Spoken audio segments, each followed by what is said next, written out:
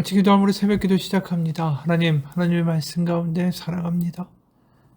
고난 주간이 부활절을 기다리며 주님의 고난에 동참하고 부활의 기쁨을 느낄 수 있는 준비의 시간들이 될 수 있도록 주님, 우리의 마음을 만져 주옵소서. 예수님 이름 받들어 기도합니다. 아멘. 오늘 말씀은 요한복음 18장 39절에서 19장 16절까지의 말씀입니다. 18장 39절에서 19장 16절까지의 말씀입니다. 이 말을 하고 다시 유대인들에게 나아가서 이르되 나는 그에게서 아무 죄도 찾지 못하였노라. 6월절이면 내가 너에게 한 사람을 놓아주는 전례가 있으니 그러면 너희는 내가 유대인의 왕을 너에게 놓아주기를 원하느냐 하니 그들이 또 소리질러 이르되 이 사람은 아니라 바라바라 하니 바라바는 강도였더라. 이에 빌라도가 예수를 데려다가 채찍질하더라. 군인들이 가시나무로 관을 엮어 그의 머리에 씌우고 자색 옷을 입히고 앞에 가서 이르되 유대인의 왕이여 평안할지어다 하며 손으로 때리더라. 빌라도가 다시 밖에 나아가 말하되 보라 이 사람을 데리고 너에게 나아오나니 이는 내가 그에게서 아무 죄도 찾지 못한 것을 너희로 알게 하려 함이로라 하더라.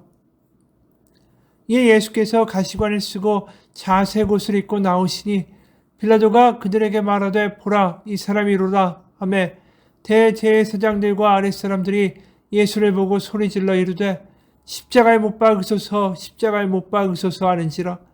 빌라도가 이르되 너희가 친히 데려다가 십자가에 못 박으라. 나는 그에게서 죄를 찾지 못하였노라. 유대인들이 대답하되 우리에게 법이 있으니 그 법대로 하면 그가 당연히 죽을 것은 그가 자기를 하나님의 아들이라 함이니이다. 빌라도가 이 말을 듣고 더욱 두려워하여 다시 관정에 들어가서 예수께 말하되 너는 어디로부터냐 하되 예수께서 대답하여 주지 아니하시는지라. 빌라도가 이르되 내가 말하지 아니하느냐. 내가 너를 놓을 권한도 있고 십자가에 못 박을 권한도 있는 줄 알지 못하느냐.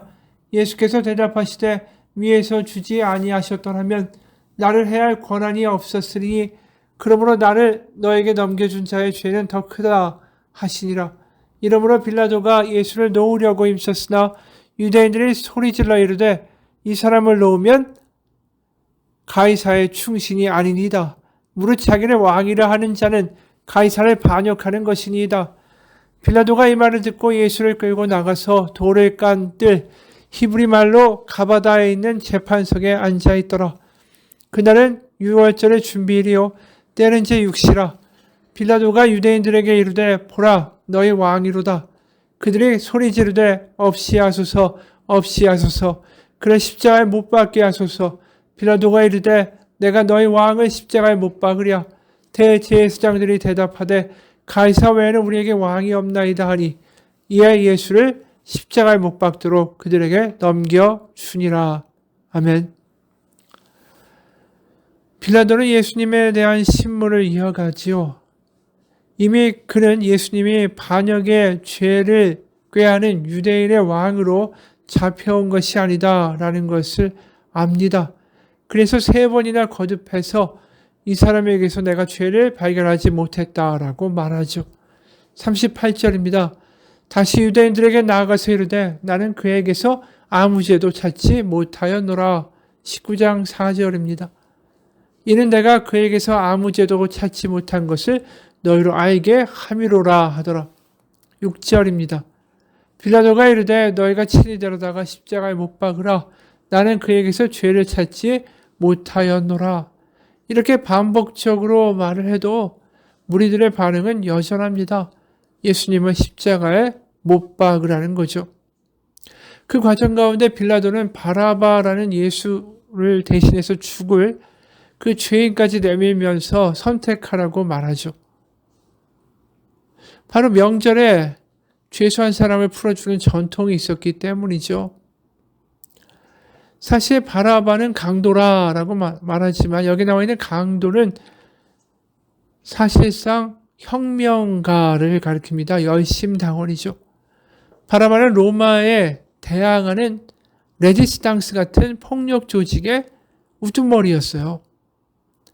그러니까 빌라도가 바라바와 예수님을 같이 놓으면 당연히 이 바라바가 어떤 자인지 뻔히 아는 대제사장들과 그 무리들이 그러면 이건 아니다. 바라바는 풀어주면 안 된다라고 이야기하면서 예수님을 보내주어야 된다라고 말할 줄 알았어요. 그래서 바라바는 위험하니까 그를 십자가에 죽이라고 할 줄 알았습니다. 그런데 이 사람이 아니라 바라바를 풀어달라고 악을 씁니다. 40절을 보면 이 악을 쓰다라는 동사가 헬라어로 크라제인이라는 동사를 쓰는데 40절에 이렇게 나오죠. 그들이 또 소리질러 이르되 이 사람이 아니라 바라바라 하니 바라바는 강도였더라. 이 소리를 지른다 크라제인이라는 이 헬라어가 사실은 바로 앞에도 나왔어요. 마가복음의 11장 9절을 보면 예수님이 예루살렘으로 들어오실 때 군중들이 소리를 지릅니다. 마가복음 11장 9절 앞에서 가고 뒤에서 따르는 자들이 소리 지르되 호산나 찬송하리로다 주의 이름으로 오시는 이여. 그렇죠. 예수님이 예루살렘에 들어오실 때 군중들은 소리를 지릅니다. 바로 다윗의 자손이 오신다고, 메시아가 오신다고. 근데 지금 재판정에서 거기에 있는 무리들은 소리를 지릅니다. 바라바가 아니라 이 예수를 죽여야 된다고. 참 안타까운 일이죠. 근데 여기에 보면 바라바에 대한 이야기가 그냥 이름이 바라바가 사실은 아닙니다. 이 바라바에서 바라고 되어 있는 건 원래 바르라는 단어에서 나온 거예요. 바르. 그러니까 바라바는 바르와 아바가 합쳐져서 바라바가 된 거죠. 바르는 아들이란 뜻이고 아바는 그 아버지의 이름이에요. 원래 베드로의 이름이 뭐였습니까? 바요나 시몬이었죠. 그 원래 시몬이었던 이름을 베드로, 게바라고 예수님이 지어주신 거 아닙니까? 그러니까 동네에서 바요나 시몬아 이렇게 불리었다라는 거예요. 바요나, 이건 요나의 아들이란 뜻이에요. 요나의 아들 시몬이라는 거죠. 이름도 비슷비슷한 이름들이 많으니까 동네에서 구별하기 위해서 요나의 아들 시몬 있잖아 이렇게 이야기했다라는 거죠. 그런데 그 바라바는 바로 아바의 아들이란 뜻 아닙니까? 근데 이 아바라는 말 자체가 우리가 낯익죠. 마가복음 14장 36절을 보면 겟세마네 동산에서 예수님이 기도하시는 장면이 나옵니다. 마가복음 14장 36절 가라사대 아바 아버지요 아버지께는 모든 것이 가능하오니 이 잔을 내게서 옮기시옵소서. 그러나 나의 원대로 마옵시고 아버지의 원대로 하옵소서. 여기에 보면 하나님을 아바 아버지라고 부르시죠. 그러니까 여기 바라바와 나란히 양쪽에 서 있는 이 예수님이 한쪽에 서 계시고 반대쪽엔 바라바가 서 있죠. 근데 이 두 관계가 되게 미묘합니다. 예수님이 하나님을 아바 아버지라고 부르셨으니까 예수님은 아바의 아들이신 거죠. 그리고 바라바는 그 이름 그대로 아바의 아들인 거예요. 한쪽은 육신 아버지의 아들인 거고 한쪽은 하나님의 아들 예수님인 것입니다. 게다가 마태복음의 초기 사본을 보게 되면 이 바라바의 이름이 예수라고 되어 있어요. 예수란 이름은 흔한 이름이었으니까요. 그 당시에. 그러니까 한쪽에는 바라바 예수, 인간 아빠의 아들 예수가 있고 한쪽에는 하나님의 아들 예수님이 서 계신 거예요. 그런데 지금 인간들은 누굴 선택한 거죠? 육신 아버지의 아들 바로 바라바 예수를 택하고 하나님의 아들 예수님은 십자가에 못 박으라고 한 거예요. 결국 여기서 뭘 보게 되냐면 바로 인간의 아들인 아담의 후손인 우리는 죽을 목숨이었는데 우리 대신에 하나님 아빠의 아들 예수 그리스도가 바로 십자가에 죽으셨다라는 것을 의미하는 거죠. 바로 예수님 때문에 바라바가 풀려났으니 말입니다. 바로 악인들이, 죄인들이 우리가 받아야 할 심판을 대신해서 예수님이 받으셨다라는 겁니다. 그렇게까지 유대인들은 빌라도를 압박을 하죠.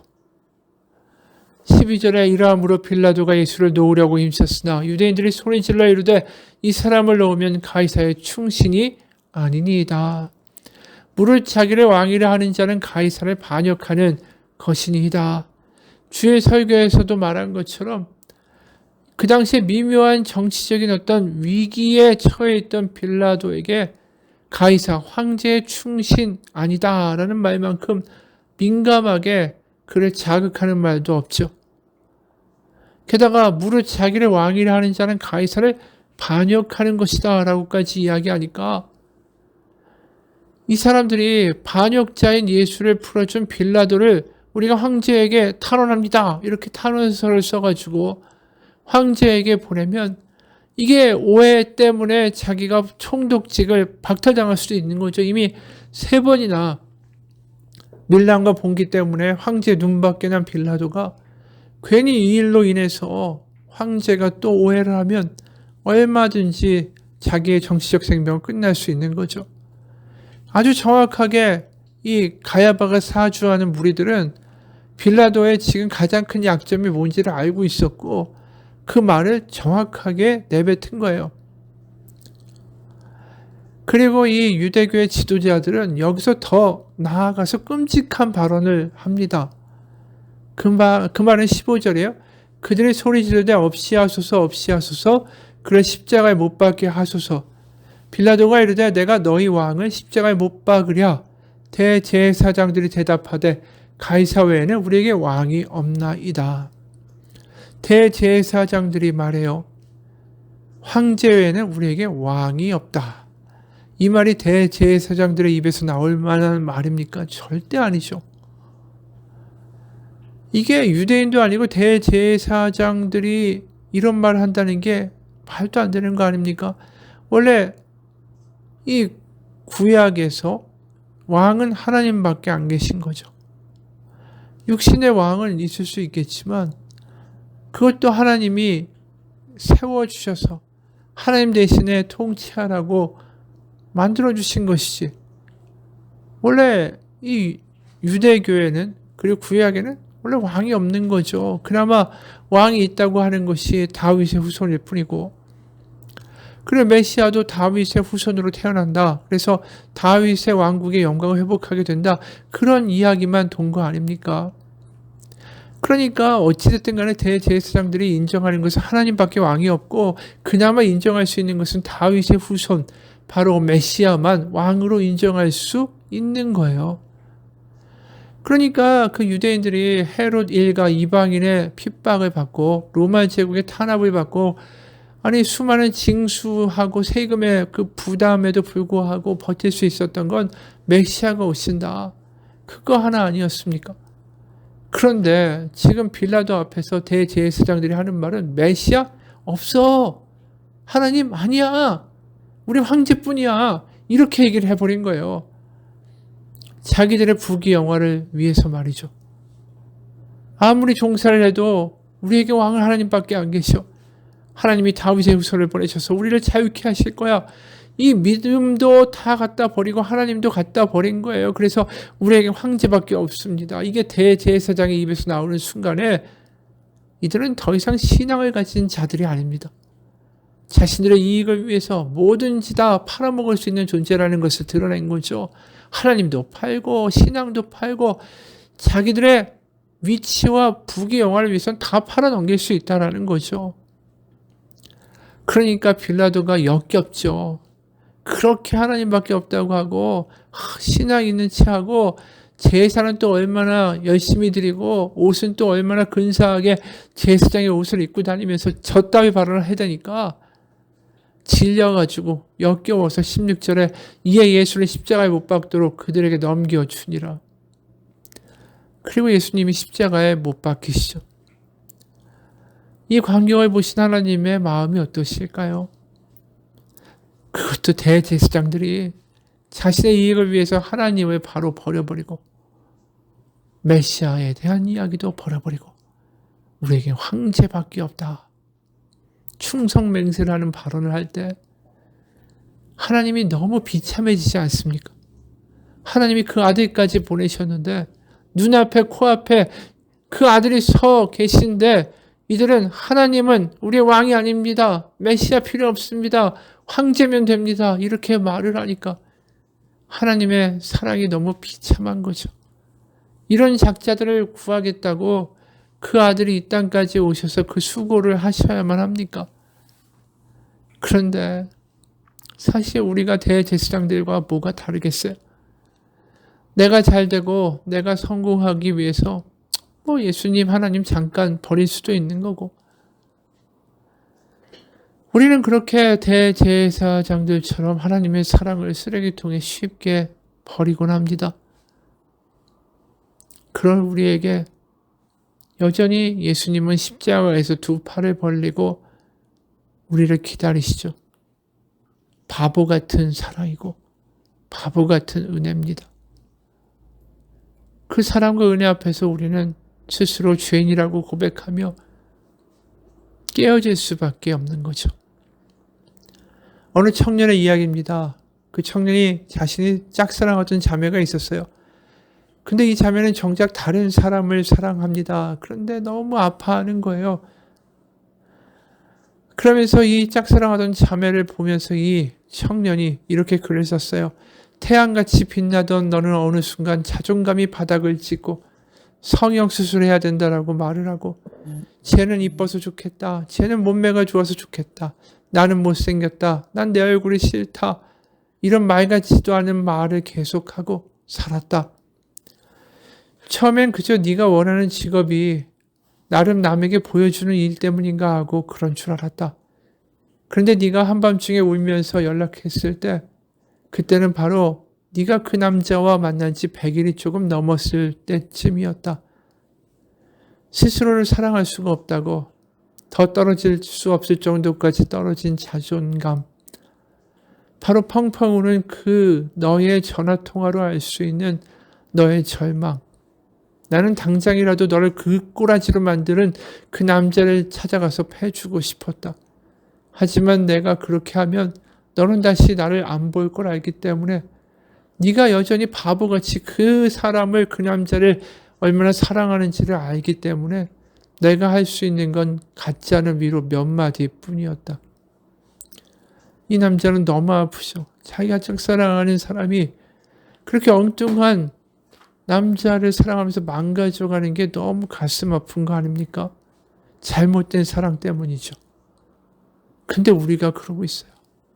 세상에서 엉뚱한 것들, 우상들, 잘못된 대상을 그렇게 사랑하면서 망가져가죠. 내가 저걸 얻어야 되니까 더 멋있어야 되고, 더 교만해져야 되고, 더 아는 체 해야 되고, 거짓말해야 되고, 안달복달해야 되고, 그 인정과 그 사랑과 그 우상을 얻기 위해서 망가져가는 우리의 모습을 보면서 하나님은 너무 가슴이 아프시겠죠. 우상이나 사람을 믿다가 결국 이용만 당하고 망가져 버릴 것을 뻔히 아시는데, 바로 그 우상에게는, 그 사람에게는, 그 돈에게는 생명도 자유도 안전도 그 무엇도 없는 가짜의 뿐인데, 거기에 모든 걸 걸고 우리의 눈물과 마음과 우리의 모든 것을 쏟고 망가져가는 그 모습을 바라보신 하나님의 마음은 어떠실까요? 나를 진정으로 사랑해 줄 분이 있는데도 불구하고 그분을 바라보지 않고 나를 멸시하고 나를 망가뜨리고 나를 엉뚱한 길로 인도하는 그 작자, 그 우상을 바라보면서 여전히 살아가는 우리를 짝사랑하신 하나님. 바로 그게 오늘 대제사장들이 하고 있는 그 짓거리를 보시면서도 십자가에 못 박혀 죽으시려고 그 골고다 길을 가시는 예수님의 모습이 아닙니까? 우리를 다시 살려보겠다고. 여러분, 그 사랑을 무겁게 여길 수 있는 우리가 되길 원합니다. 지금도 이렇게 뻔뻔한 우리를 사랑하겠다고 십자가에서 두 팔 벌리고 기다리시는 주님을 기억하고 반응하기 원합니다. 우리가 다시 예수님을 십자가에 못 박는 짓은 하지 않기를 소원합니다. 우리는 죄인입니다. 같이 기도하겠습니다. 하나님의 사랑을 너무나도 쉽게 여기고 너무나도 쉽게 쓰레기통에 처박는 우리는 죄인입니다. 지금도 얄팍하게 세상의 우상과 잘됨을 얻는 것이라면 하나님을 얼마든지 버리고 돌아갈 수 있는, 도망갈 수 있는 우리인데도 지금도 여전히 우리를 향하여 십자가에서 두 팔을 벌리시는 예수님의 바보 같은 사랑, 그 사랑이 우리를 변화시키기 원합니다. 그 사랑 가운데 항복하기 원합니다. 그 은혜 가운데 살아가기 원합니다. 예수님 이름 받들어 기도합니다. 아멘.